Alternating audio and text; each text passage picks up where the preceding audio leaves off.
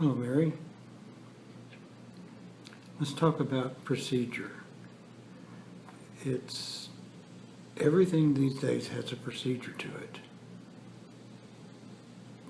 so that really people are finding it more and more difficult to follow a better route, to use their own initiative and creativity, because the procedures keep blocking us from what we really want to do and what we'd really like to see happen. The procedures take over. And it is a form of slavery. It's psychological entirely. Because what's a procedure? But along with procedure and submission to a procedure,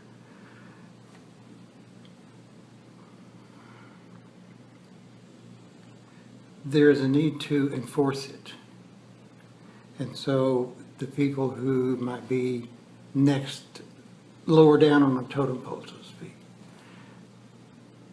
you have to enforce those procedures on them the same way that those procedures were forced on you, And this creates a hierarchical structure of descending procedures that bind you and hold you from a sense of freedom, really, but also from finding that better way by your own creativity, by your own awareness. I don't know about you, but oftentimes when I find myself talking to that disembodied voice, electronic voice on the telephone, oftentimes there are no options for what I want to know. In fact, most of the time. And after a while, fortunately, they will let you talk. In most places, they will let you talk to a human being. Not all of them, but in many places. And so that's the only way I get anything done, when I talk to those voices in the telephone.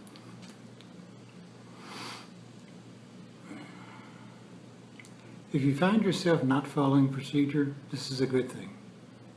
This is good for you. Bravo. Now you're going to catch flack. People are going to get mad at you because you're not following procedure. Maybe you would be an inspiration that one day they may wake up and say, this need for procedure is not necessary. The procedures are not necessary. There's no need for me to enforce anything. I don't have to win out over another person. But people are caught in this so much these days that it's affected how they think about life, and it's just affected their speech. That everything is